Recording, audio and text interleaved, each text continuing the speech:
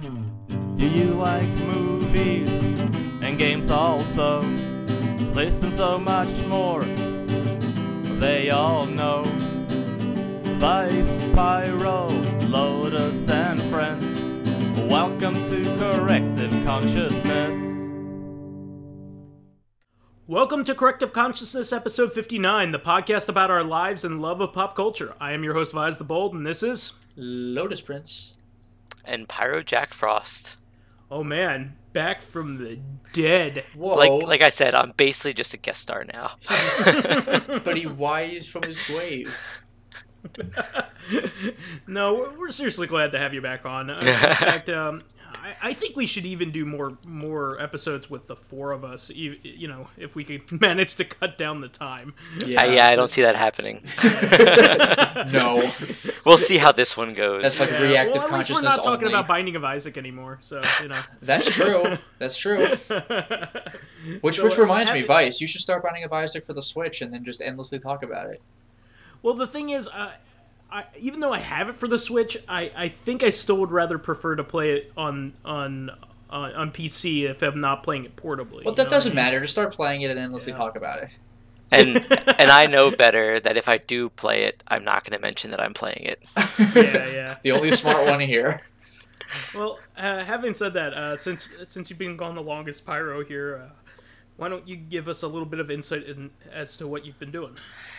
All right, I guess I'll start with I actually beat another game. I actually beat it last night. Hey, I finally beat Final Fantasy XII. Oh, hey, congratulations.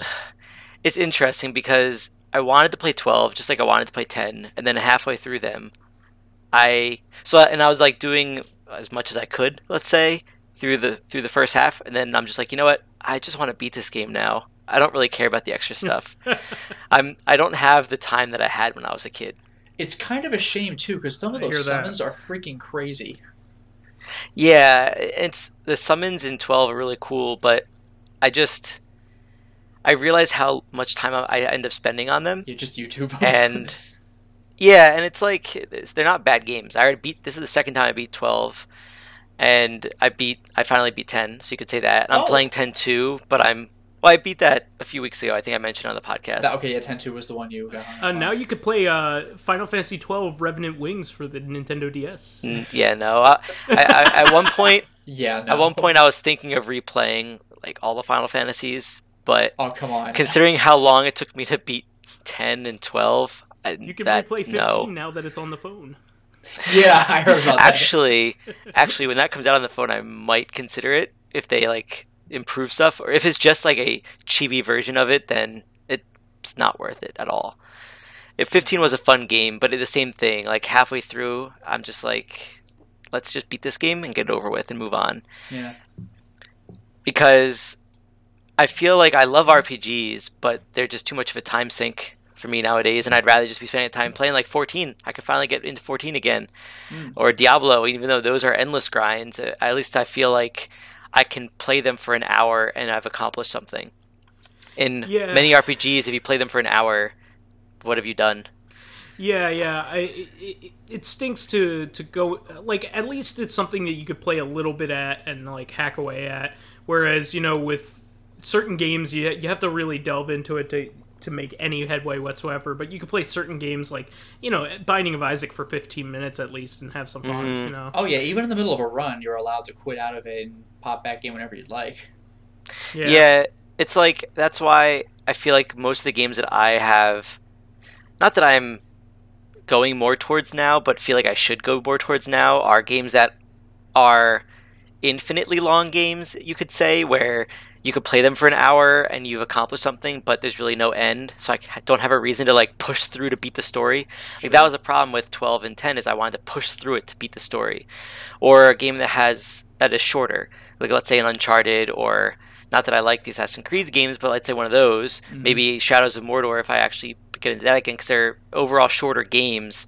So I know that even if I do push through it to beat the story, if I don't want to do everything in it, I can still beat it in, let's say, 10 hours, whereas 12 and 10 took me, let's say, 50 hours each. So it's still a huge difference. Final Fantasy are notorious for being long. Yeah. Yeah. Which also then brings into... Well, I'm continuing Final Fantasy X-2. It's a train game, you could say, on my commute, so I'm not making much progress often because, especially on the way home, it's standing room only on the subway, so I don't really have a chance to play that. But it's something to do. Who knows? I might just end up giving up on that in terms of a game that I can accomplish more on the subway. Sure. But I wanted to also bring up that I got into the beta for Dissidia, the new Dissidia, cool. Dissidia NT. Yeah. I'm a little confused as to what this game is. Is it a separate game, or is it like a sequel to 2, Duodecum, or what? So what happened was they released Dissidia in Japanese arcades, and this was kind of a revamp of the game, you could say. It's technically a sequel, but they change a lot of the combat. It's still the same idea where, I don't know if you've ever played it, but you have 2 types of attacks. You have your brave attacks, which deplete your opponent's attack power and increase your attack power, and then your HP attacks, which takes your current attack power and does that much damage to the opponent. Oh. So Sounds like Bravely Default. Kind of, in the same way that system. But yeah, it's kind of like, let's say you each have 1,000 brave, is what they call it. You do a brave attack on them, you sap 100 of their brave, so they have 900 brave, and you have 1,100 brave. And you keep doing that. Let's say you have 2,000 brave, and then you do an HP attack, you would do 2,000 damage to them. And you have to keep doing that until you kill the opponent. In the original games, it was 1v1. And the one thing that I'm noticing after playing a few matches in the new one is the 1v1 system was very much worked in the sense that you play evasively until your opponent screws up, and then you kick the living shit out of them. Whereas in the new one, it's 3v3. So you have to be a little bit more careful dynamic. Because if you gang up on a character, or like if you are going after a character too much, his teammates might actually be able to gang up on you. So you really have to worry about that whole teamwork there. So to answer your question, it is a sequel in the sense that story-wise. Not that there was much story in the arcade, but it does take place after both the second Dissidia and all their respective games. So all the characters know each other and have become stronger based on the stories they've been through individually. So does it feel like the Gunslinger Stratos at all? Like, because, you know, it like that's like an arena style fighting, you know, a combat kind of thing. I would consider it close to that, and the Magician's Dead in the sense it's 3v3. There's not much of a gimmick. Like Gunslinger Stratos has the guns, and then Magician's Dead has the motion sensor. Yeah. But and this is just a normal shooter, not a shooter, a normal fighting game, you could say, but it's a 3D. But I would say it's similar to that in the sense of you have a team HP bar, you could say, which is just 3 segments, and once any party member of yours dies, one of those segments goes away. So if you're playing with a teammate that really sucks and he dies 3 times, your team loses. But technically it gives you each. It's like Monster Hunter, where everybody has their own health bar, but your whole team has a set number of lives. Kind of, yeah. And then that's how that works. But I think that they've changed, and they've changed a lot in the sense of there's not as much customization, which you would think would suck, and originally I was kind of disappointed. But the more I thought about it, the more I realized that the customization really didn't do much, because any equipment you got, any skills you unlocked in the original game, you would just equip the best things, and that there would really not really be many choices in that. So the only really customization things they have in the new one, as far as I've seen, is costumes, and you can change a few moves, but that's about it. Yeah, the whole move set. Practical customization, I would think, is better for single player games, but for multiplayer, you might as well have everything be cosmetic, so it doesn't turn into pay to win. Well, it works 2 ways in the sense of the original was multiplayer, but it was 1v1. But I think because they revamped it for arcades, they designed it to try to be a little bit more balanced, and that's why they reduced the customization. But I am really hoping that they add not a lot more, but a few more modes, because I'm not much of a fighting game fan. And honestly, if all this Dissidia game was 3v3 matches, and that's it. And sure, you might level up your characters, but it's really just fighting against other players or the AI. I would probably get bored really quickly and might not even pick it up. Yeah. But if they add other modes, like maybe a 1v1 mode or like a story mode, or there was one mode that was in the original Dissidia called Labyrinth, which basically it's still just fighting, but you're accomplishing something as you go. You're working towards something. That would get me to be a little bit more interested. Gotcha. But yeah, so that's that. I've been playing that a little bit. It's kind of tough knowing that it's a beta, and I'm just playing around. I might try some multiplayer sometime. I've just been practicing, checking out the new characters, my ones that I played in the original, and seeing how they acted. My favorite, in case it comes up, was Onion Knight, who is from Final Fantasy III. Mainly because he's a fast-paced character. A lot of people really loved him in the original. I liked him because he was really fast, and all of his moves chained Brave's attacks to HP. So you do a little bit of damage to sap their attack, and then hit off with a HP attack to do damage. So that was really useful. But anyway, moving on. A few other games that I've played just really quickly was Downwell. It was free on PS Plus, and I've seen been having fun with that. I don't think, not that I don't get it, but I don't think I get the strategy in that game yet. But it's still really fun. I've gotten to the third area, but that's about it. Yeah, the main strategy in that game is the timing of your blasts, and also whether you're just using a simple jump or a shoot as your attack. I guess I think what I've started to do more, and I don't know if I'm playing it right or wrong, but when I first started playing, I was really trying to go down as fast as I could, but I realized that's not really how you play, and the slower I go, the better I seem to be doing. Yeah, I mean, the only problem with that, well, you could do that for maybe the first two screens, but then it gets more and more congested, and you have to go down much more deliberately. Mm-hmm. But if you take your time in the first two screens, you have more of an opportunity to collect gems, which you might need for upgrades. Mm-hmm. So it's better to be deliberate, especially in the beginning, because the first two screens are pretty easy for most loadouts. So pretty much no matter what upgrades you have during those first two screens, you could rest assured that you probably won't die. You might get hit, but you won't die. Yeah. Like I said, the slower I go, the better I do, and I think that's one of those games that I enjoy because I can play it I die twice, and I'm like, all right, I played today. It's not a game that I had to play a few hours in a day to actually accomplish. And I think that's one of the games that if you played too much, you'd probably get worse because you're just doing too much of the same thing over and over again. Yeah. Are you playing the Vita version? Because the Vita version's quite good. So I have them both because on PS Plus I have both. I played it a little bit on the Vita and I played a little bit on PS4, and I think it's not cross-save compatible. So I'm trying to decide which one I like more. I'll probably stick with the Vita one just because it's easier to play a game on the go. Let's say it's a good pocket game. Yeah. Because when I sit down on my PS4, I want to play a game that I'm sitting down and I have time going through I'll something. Do this. Yeah. It's also on phones as well. Oh, that's really cool. Yeah. But I already have it on Vita. I have it on Vita, so there's really no point. Yeah. Another game that I got recently is Patapon Remastered. Yeah. So I really loved these games when they came out on PSP. I'd never beat any of them. How many are there? 2 or 3? Three. There's 3. And I really wish they just remastered the third one because the third one had so much stuff in it. It was amazing. The original, there were just 3 classes of characters that had different, let's say, races each to make them better, let's say more powerful, and different equipment. But other than that, that's all it was. And then in 3, they introduced hero units, which is a more powerful unit that was supposed to be you. And like Warcraft 3. Well, actually, in the first one, you are their god, let's say, and you're the one who's telling them what to do.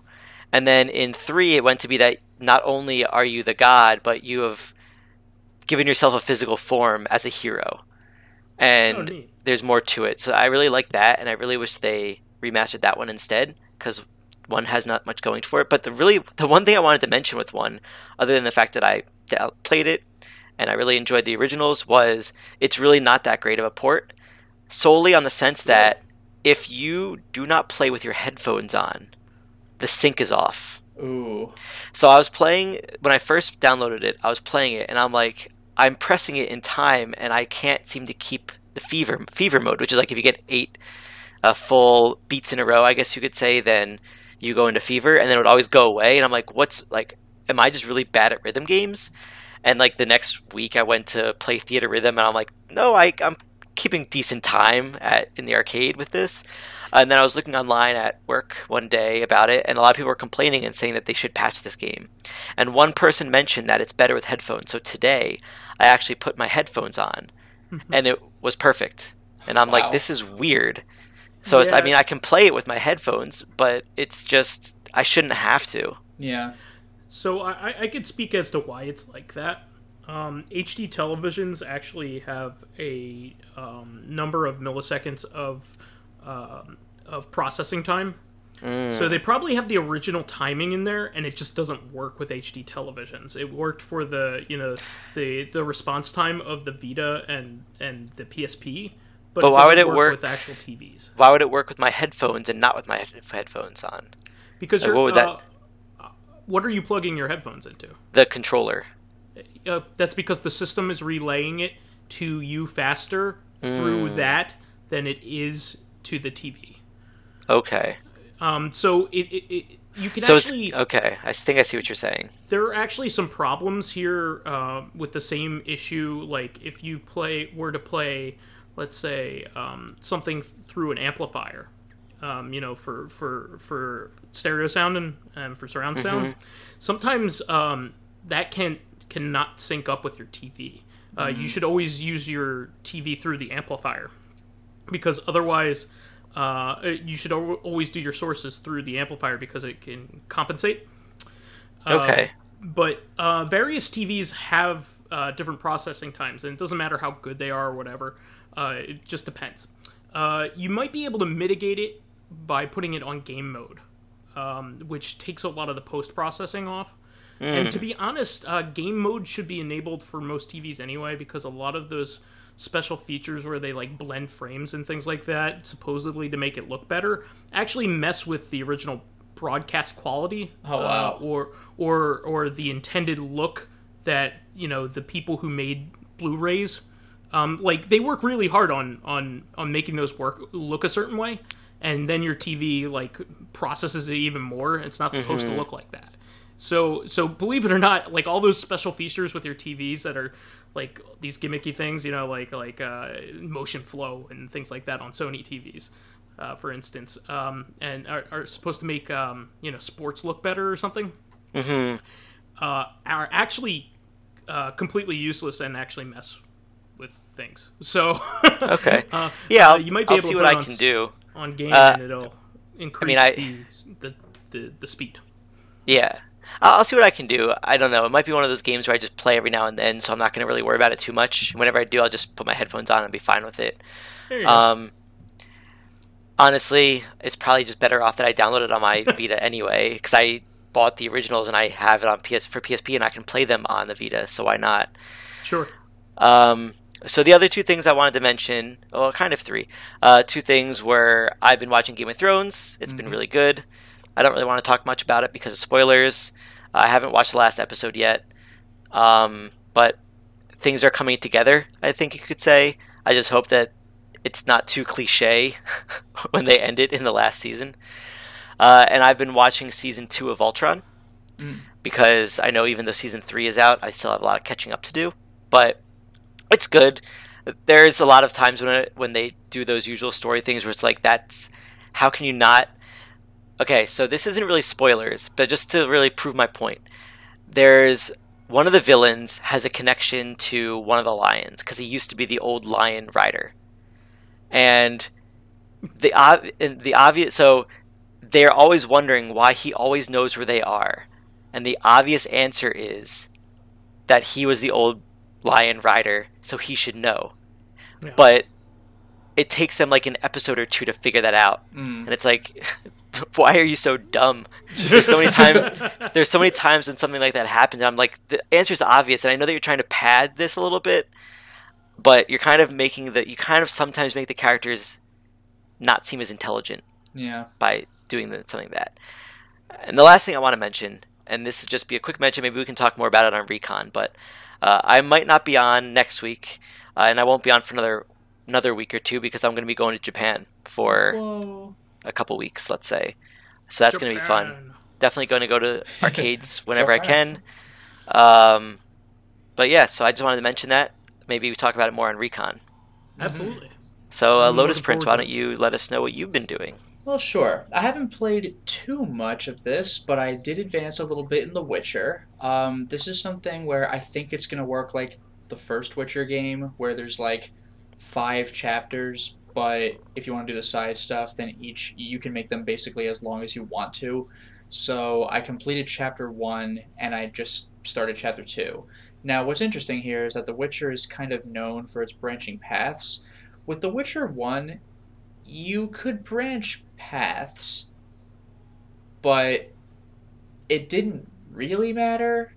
Like as far as major plot things, there weren't too many things that majorly impacted the plot up until the very end of the game, where do you want to side with the non-humans, like the elves and dwarves, who are having like an uprising against the humans?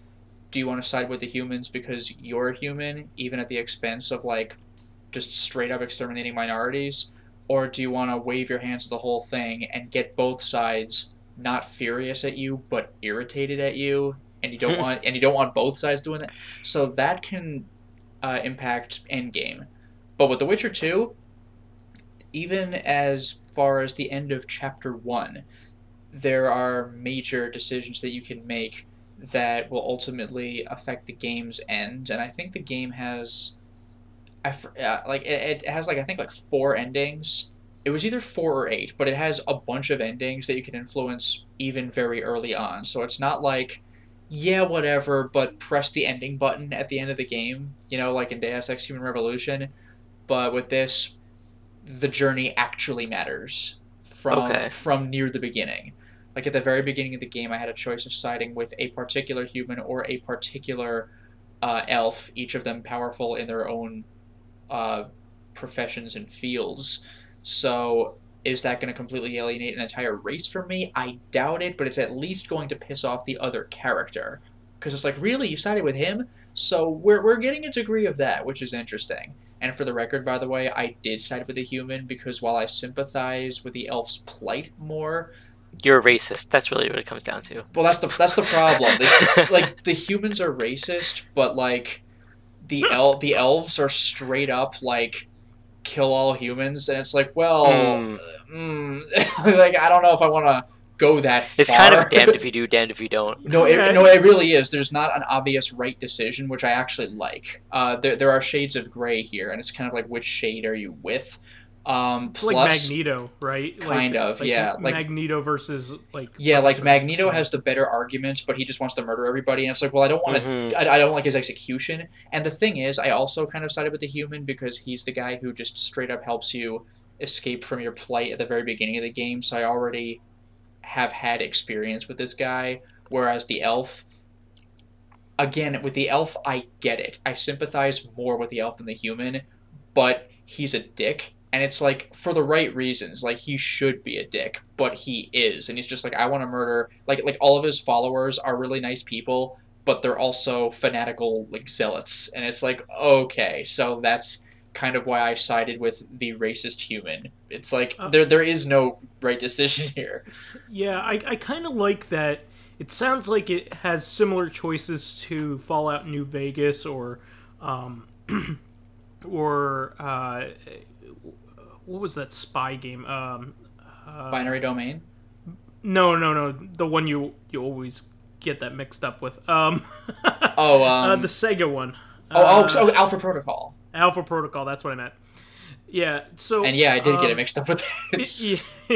Yeah, no, Alpha Protocol and Fallout New Vegas kind of have, there aren't right decisions. They're just decisions that piss off somebody, no matter what you do. So you might as well pick a decision that you can live with. Yeah, right? Basically, I chose systematic oppression and bullying people on the streets and getting away with it. Basically, how America is in real life, which is really shitty if you're anybody but somebody of the privileged class, But but the other choice was, we want to fight back against this bullshit. Great, by killing them. Like, whoa, whoa, whoa, whoa, whoa, whoa, whoa, whoa.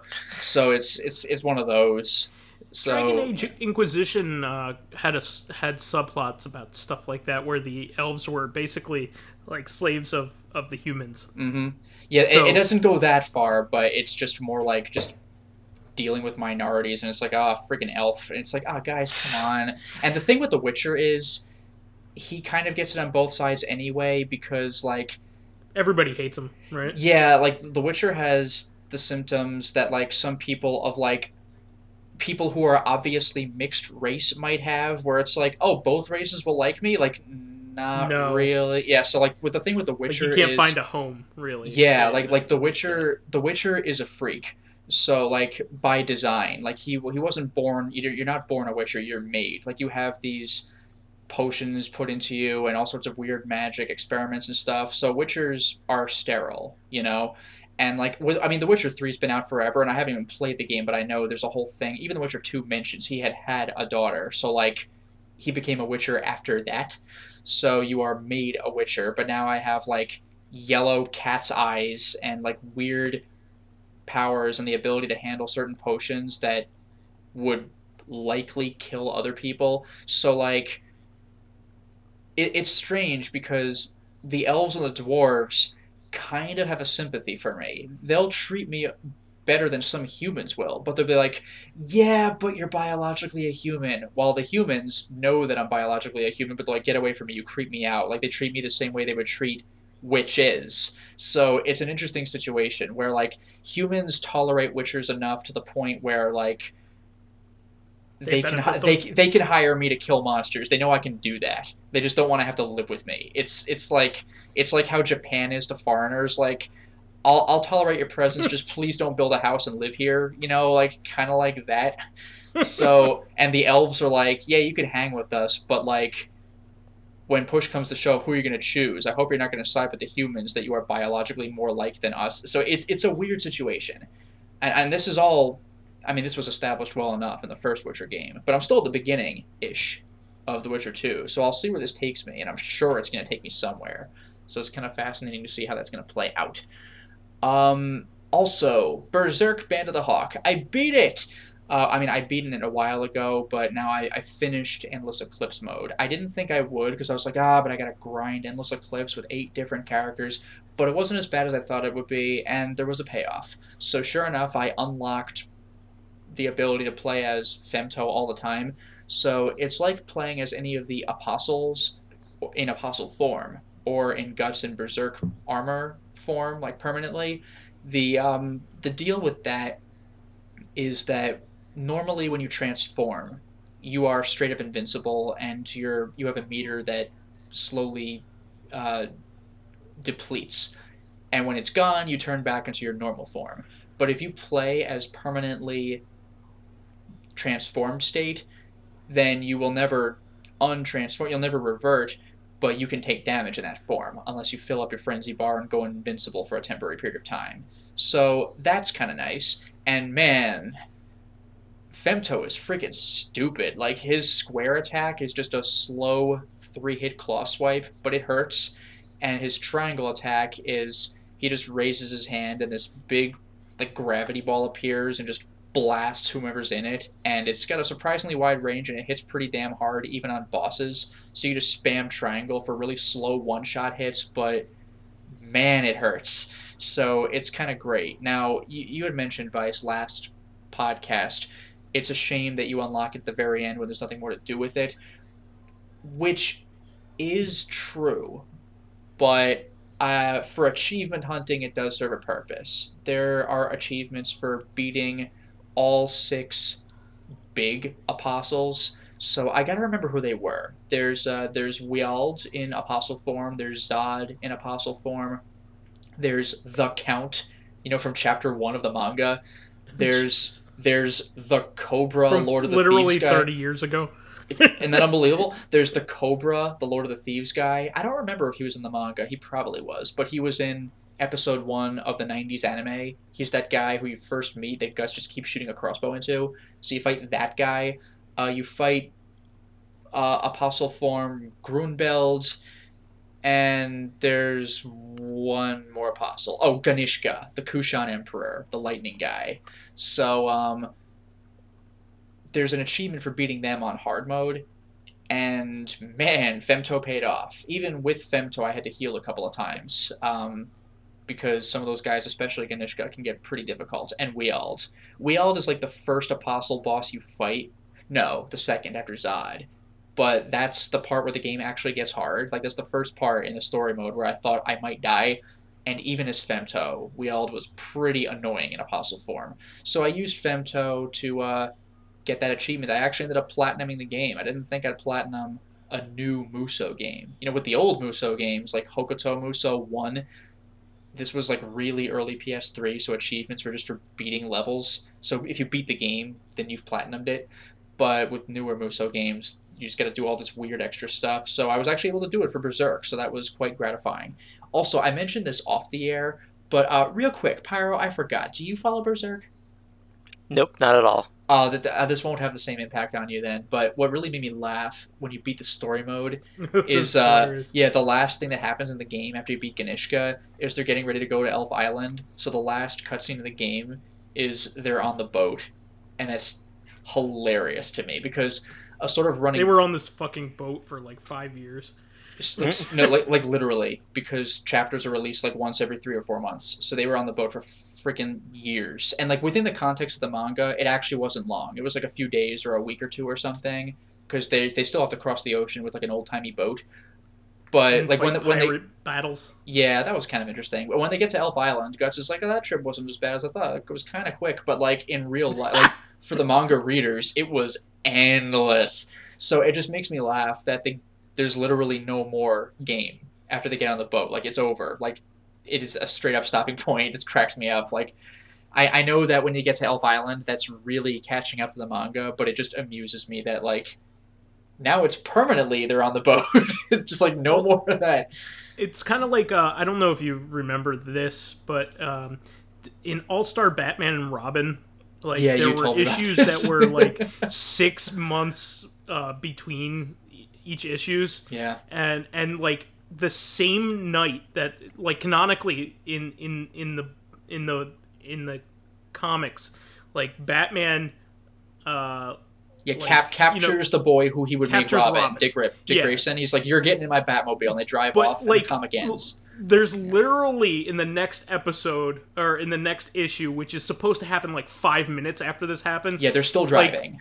Like, Dick Grayson is like printed as missing on a milk box. Yeah, like, and Batman has like a lot of stubble. So it's like a joke about how long the issue came to take to come out, even though like no time passed. So I think that might have been a joke in the Berserk manga when they finally land, and Guts is like, that was quick. It's like, what? I'm sure Miura got like death threats. Oh my god! I remember back when we were in college, which was fucking 10 years ago. It was a decade ago. Like, on GameFAQs, somebody had asked, how old is Kentaro Miura? And somebody responded with, going to die before he finishes the manga, years old. And, like, that was then. It's like, oh, no. I mean, it isn't without, like...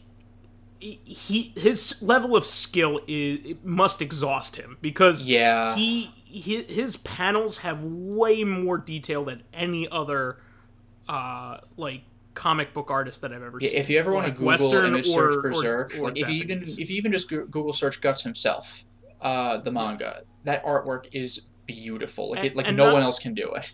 Not only that, but it gets more ornate over time. Like, the older he gets, the more complicated his drawings get. And even unless he's drawing Puck in chibi form, where it's supposed to be like like the goofy, like, silly style, even like as long as it's serious, even the small throwaway panels on a page have painstaking effort pushed into them. It's ridiculous. Like, I understand why the manga takes long to come out. I do. It just sucks that it does.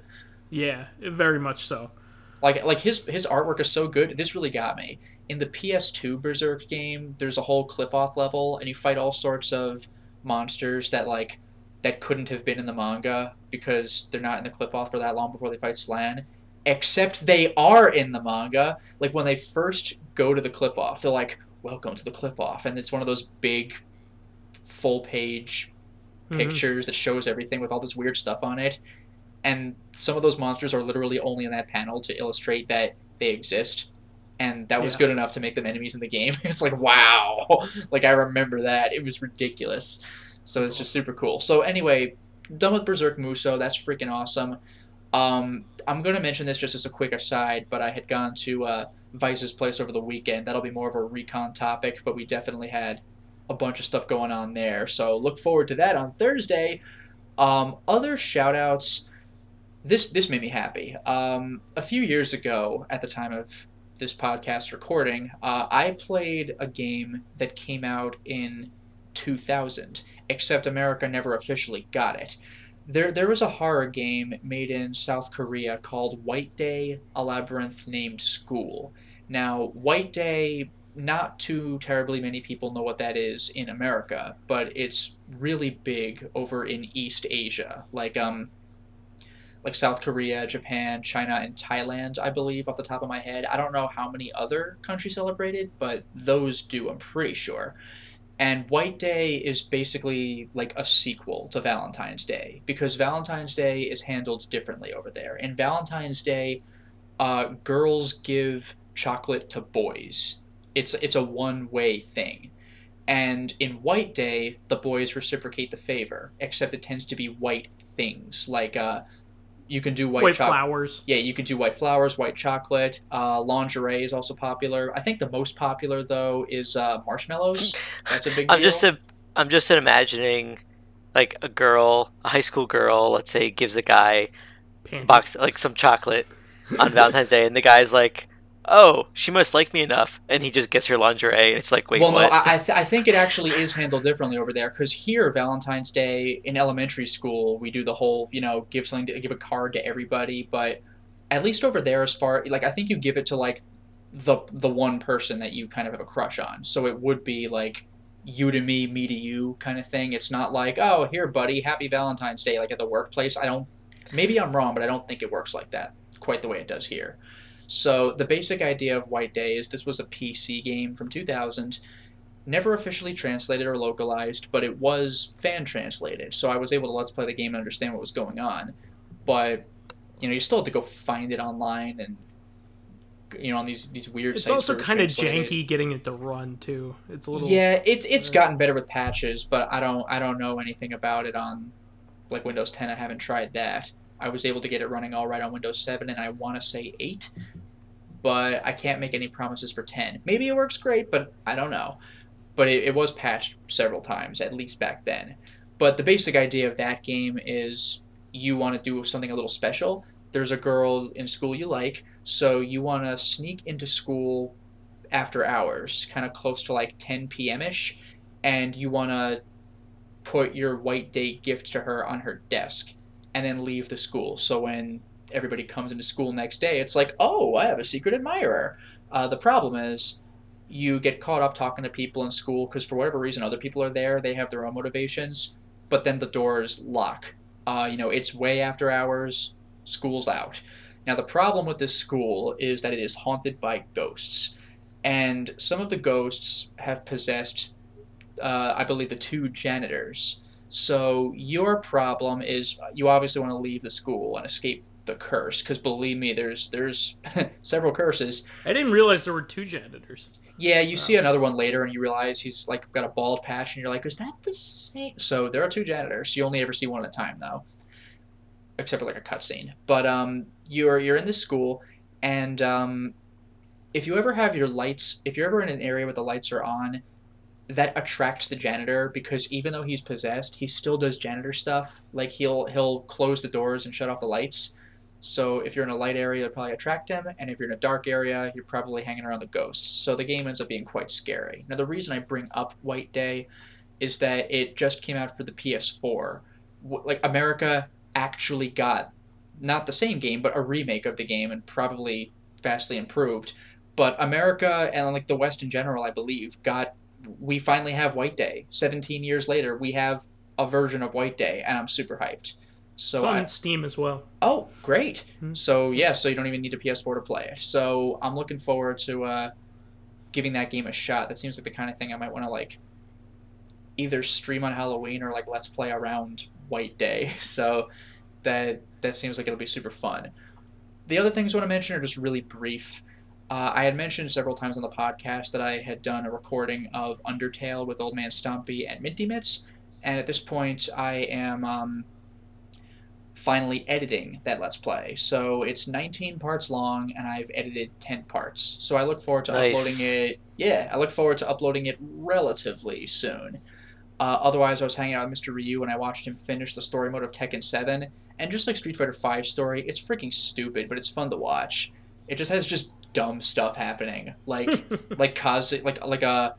like a laser, like a satellite in space just shoots a laser down at Kazuya's building, and Kazuya's like, he just gets mad and fires his eye lasers because he can go devil mode and they have eye lasers in the fighting game, and he just goes like, ah, and he just fires them into the sky, and I thought he was venting, but nope, he hit the laser in space, like from Earth with his eye laser. It's like, what?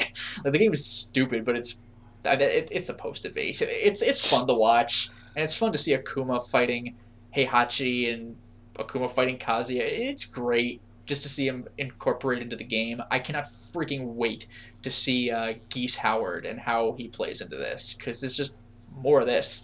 And finally, I started recording very recently a Let's Play I've wanted to do for a long time. I just didn't want to do it too close to its predecessor. But I actually got 3 installments of Dark Souls recorded.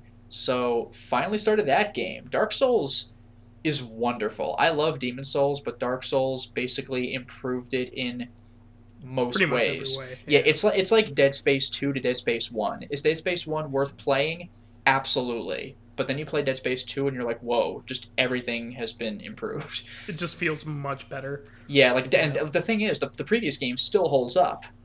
But the sequel, you're like, whoa. So, yeah, Dark Souls is going to be great to get into. All of a sudden, I can do a little bit of a run jump, which is something you kind of didn't know you wanted. You know, like little things like that make a big difference.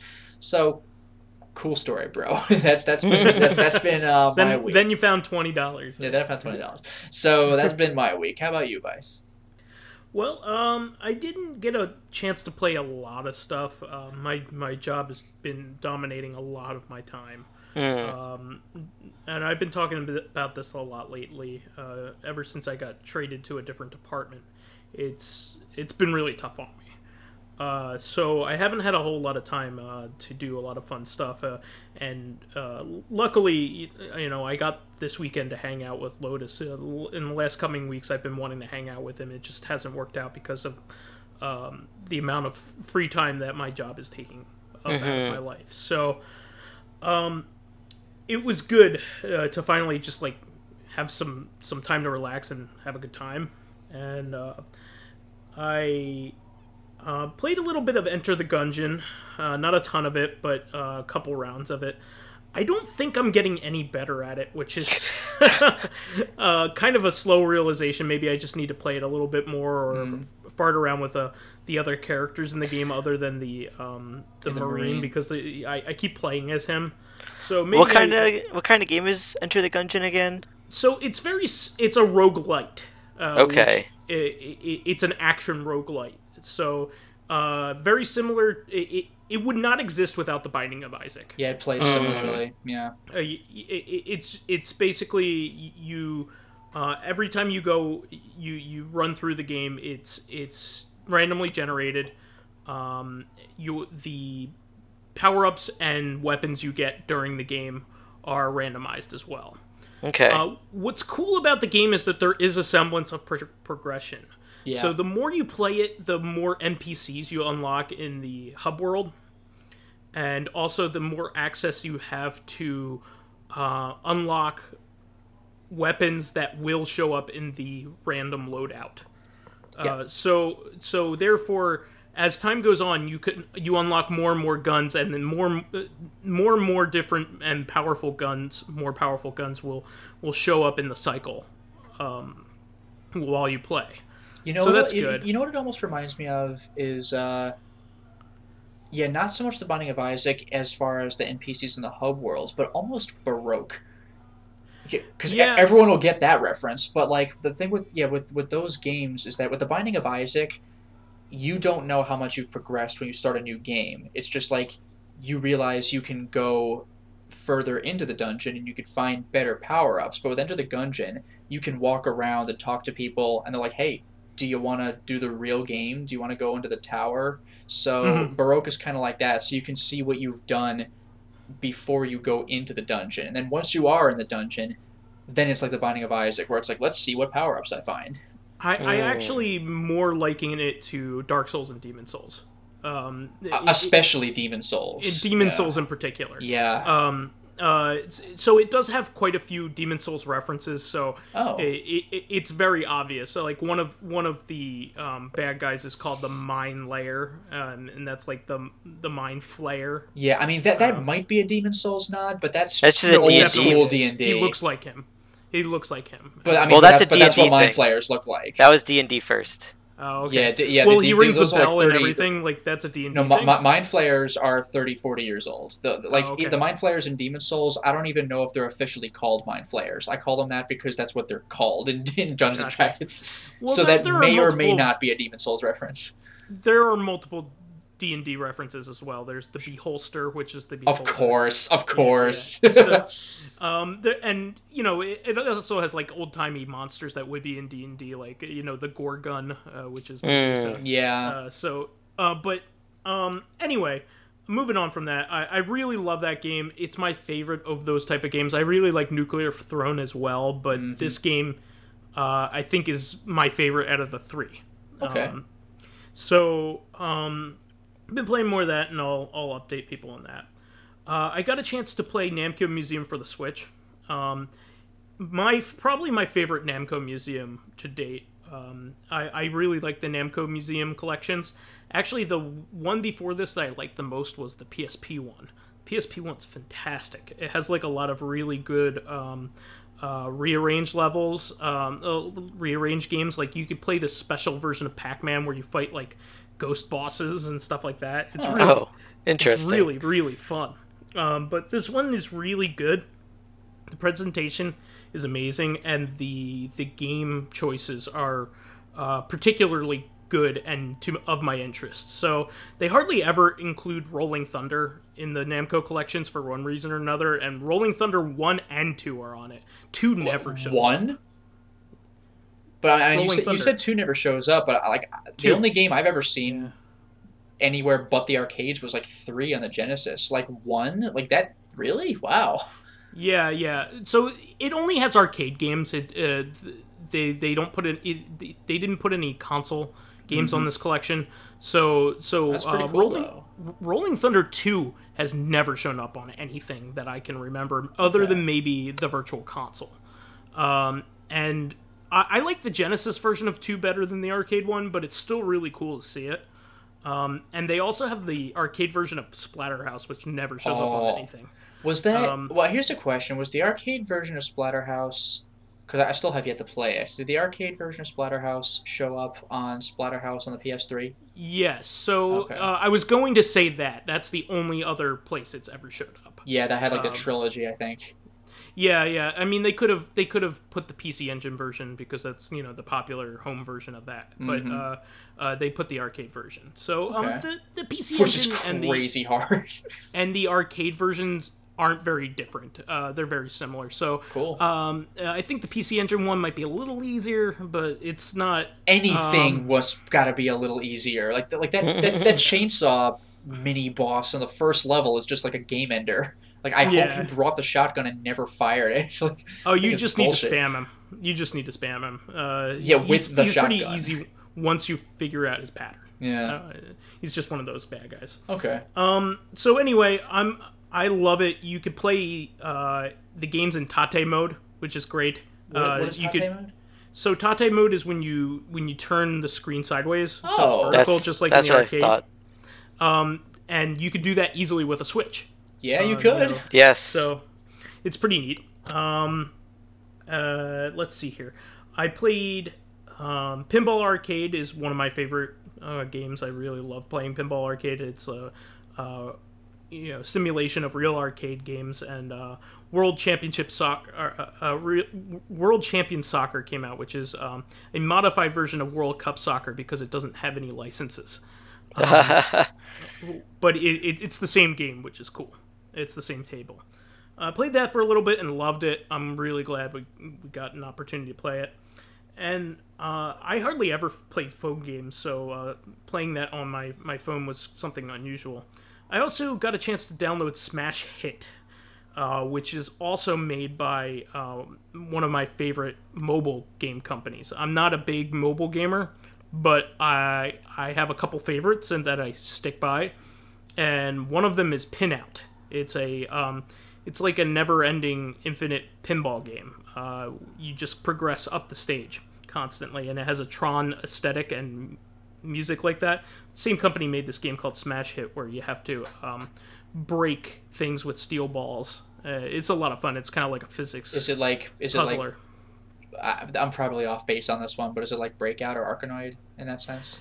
No, so you're constantly moving forward in this like kind of like a tunnel. It's kind of like a shooting gallery, but you're moving forward, and the balls have an arc to them. Okay. And like a certain weight to them, and so depending on where you have to break all these glass things, and you also have to break these cones that will give you more balls, and you run out when you run out of balls. You can also lose balls by smacking into glass things that you haven't destroyed. Sure. So because you're constantly moving forward, you got to protect yourself, but also shoot the cones. You have to multitask. You have to tap all different places, but also not waste balls. And you end the game when you run out of balls. So it's a lot of fun. It's really good, and it also has really great music, which is getting to my next point. I pre-ordered the Pinout Smash Hit vinyl that's coming out. It's coming out with a dual vinyl, and I was floored when this got announced, because like, when does a mobile game get a vinyl soundtrack, right? But the game Pinout absolutely deserves it, and from what I've played of Smash Hit, it's really good too. So. I also received Sunset Riders vinyl, and to round out my Konami obsession, I ordered the Contra vinyl, the original Contra, and I knew I said I wasn't going to do this, but I also ordered Contra 3. Yeah, there it is.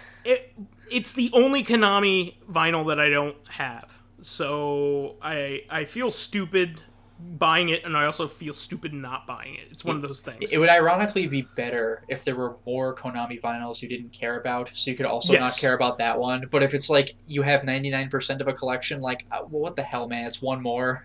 Well, I like all the other soundtracks in the Contra series, too. Yeah. It's just like... And I like Contra 3's soundtrack. I just don't want to listen to it on its own. It's not the kind of soundtrack that I go... Yeah, like, I want to listen to this on my MP3 player. No, that's not the way that game's soundtrack is. It's very ambient. Sure. And so like it's cool and it's weird, and it fits the game, but it's not something listenable. Yeah. So anyway, Sunset Riders though, I fucking love that soundtrack. I'll listen to that soundtrack any day. So or the original Contra for that matter. So anyway, I ordered it, and now I'll have all the Konami vinyls. So it's cool, and it also has a badass muscly cover. So anyway, rounding out my segment here, I did get a couple of shipments from Fangamer.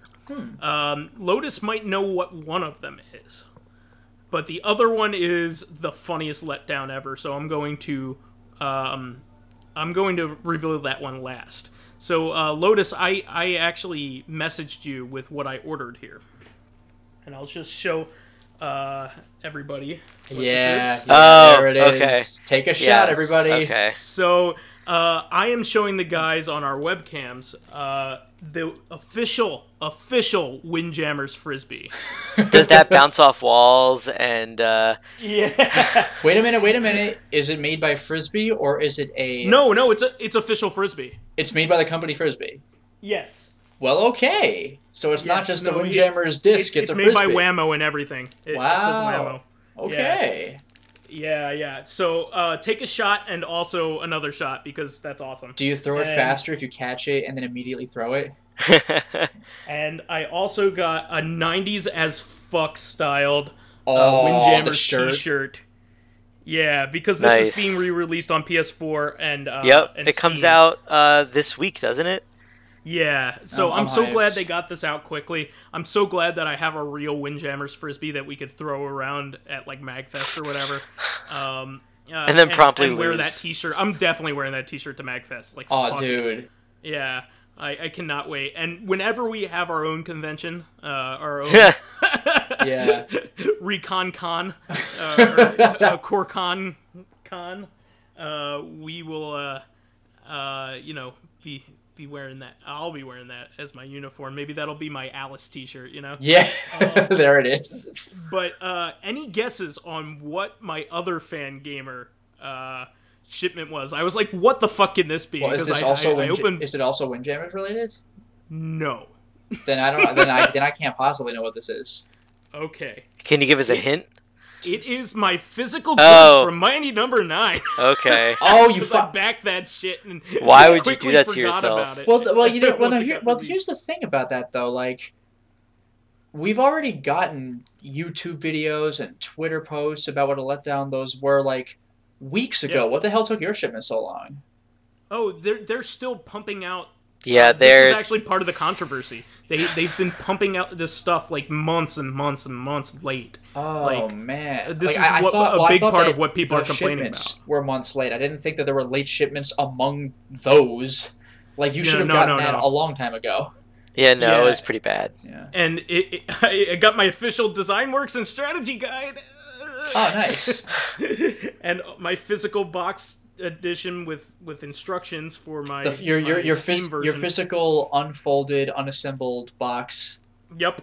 Oh, here's a question, by the way. Did you get the Japanese style box or the American style box? I got the Japanese style box because I'm a weeaboo. Well, you might pay for being a weeaboo because I forgot which one of the boxes it was, but you know how the boxes have different shapes, of course. One of them does not, like, the manual doesn't fit in it.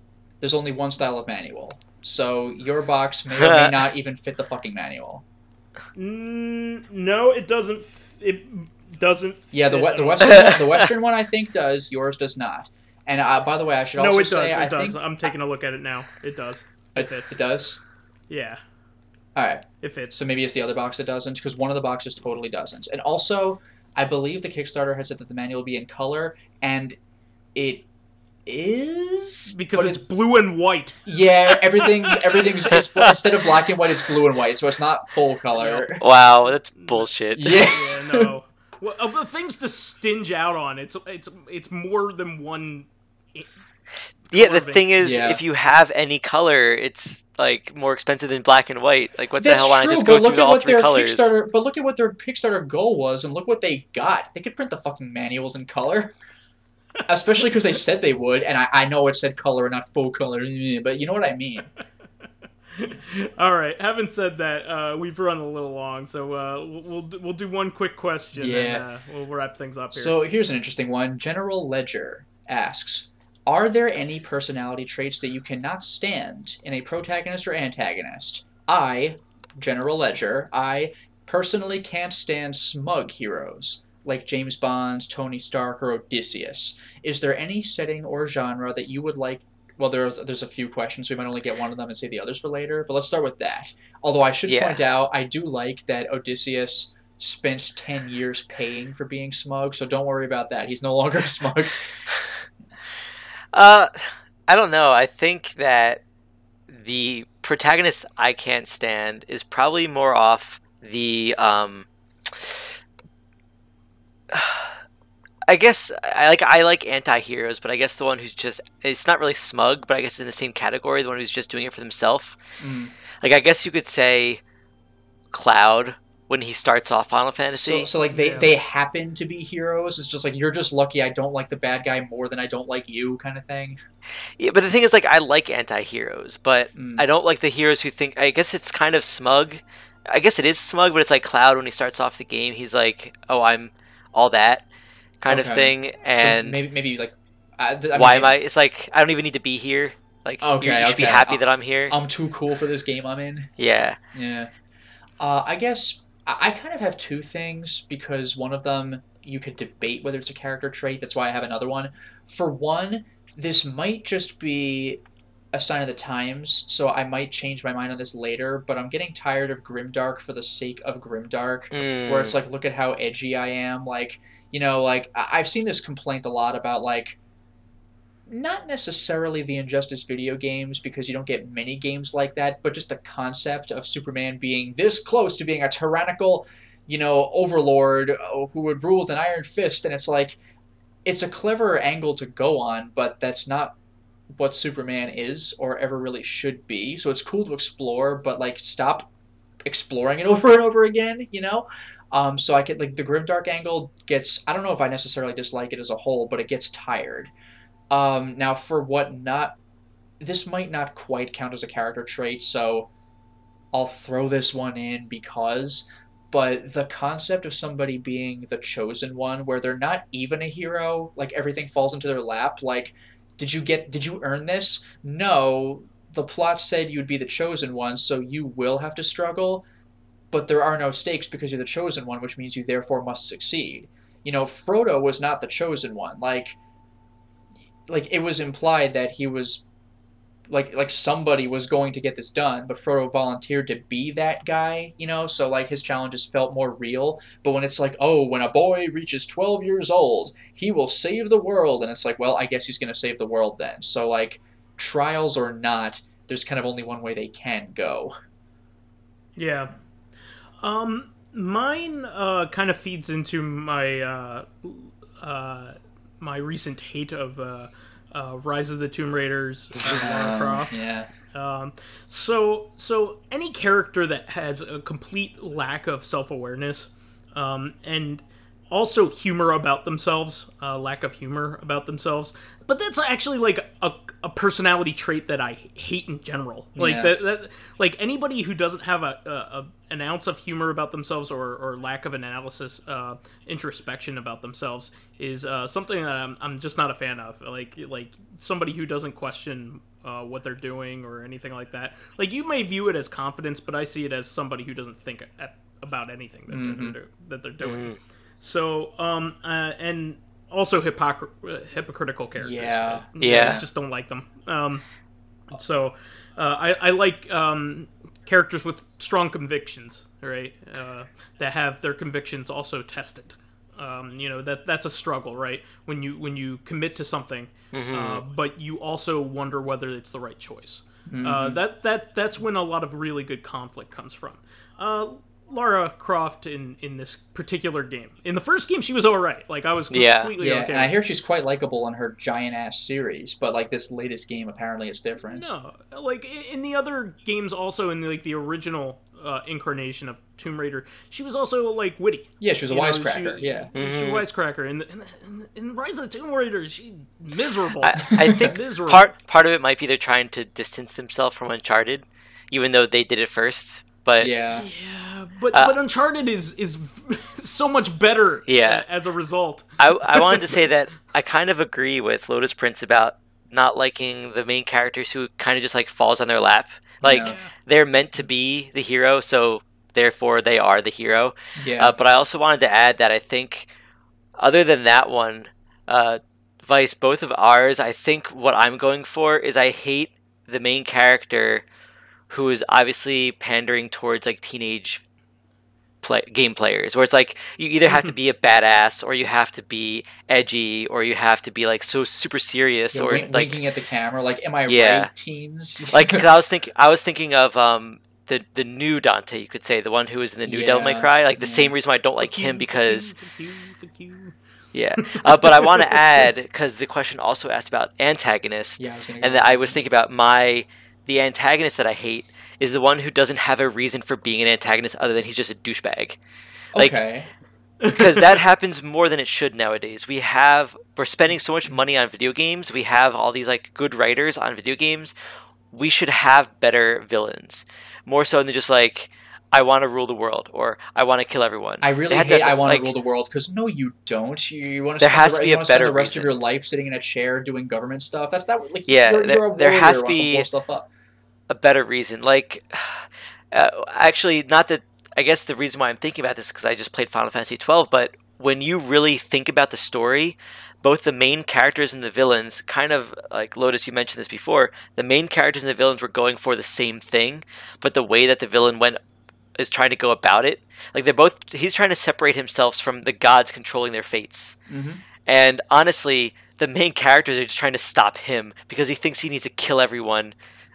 I'm exaggerating, but kill everyone so the gods no longer rule their fates. And it's like, that reminds it's me interesting of, because he has a reason to be a villain. It's pure, and it's like, shut up.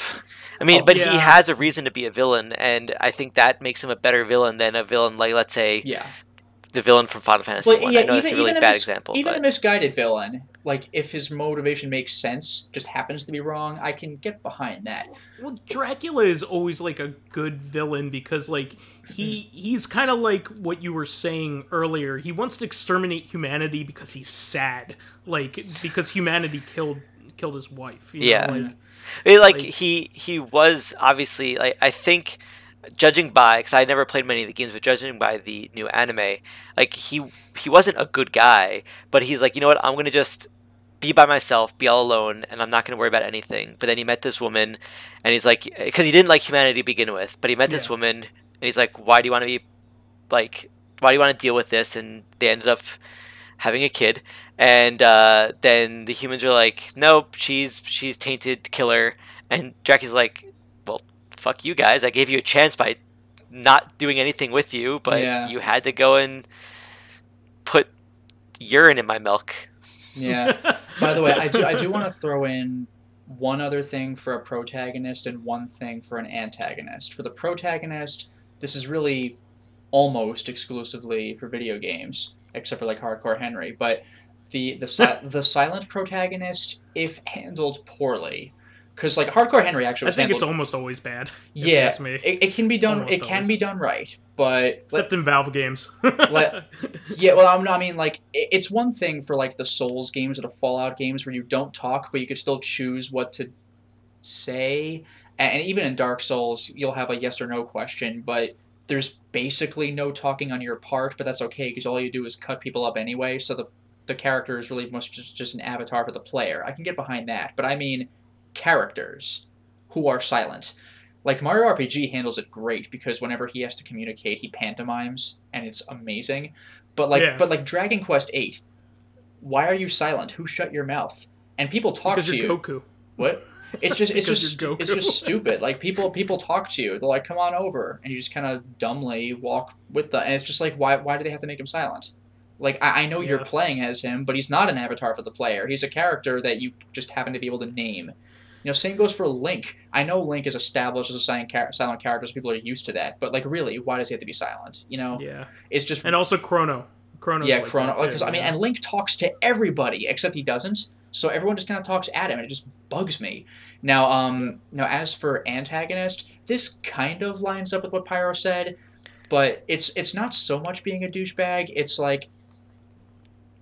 I guess they're two different qualities. One of them is the really weak bad guy who is just in a position of high power, so he's virtually untouchable. And I know they're designed to be hated, so that's successful on their part. But of course I hate them. Like, think of like Spandam from One Piece, one of the biggest pieces of shit in the entire series because he's allowed to be, because he's got a high government position, because of legacy, and he's actually not very good at his job. But my God, is he a freaking monster. And again, he's supposed to be hated. Like, that's the point. So, like, it's a good job on the writer's part.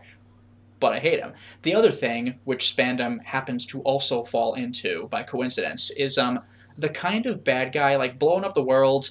It's happened so much that I don't even really see it anymore. So it's like, okay. But the kind of bad guy that makes me mad is someone like Spandam or Professor Umbridge from Harry Potter. Oh, I hate Professor Umbridge. Yeah, from Harry Potter 5. She reminds me of one of our teachers in grad school. Well, this is what I was this is what I was talking about though, because like someone like Voldemort, like kill the entire world, like that's a bad that's a bad guy from fiction, but like Umbridge is like too real. Somebody you know.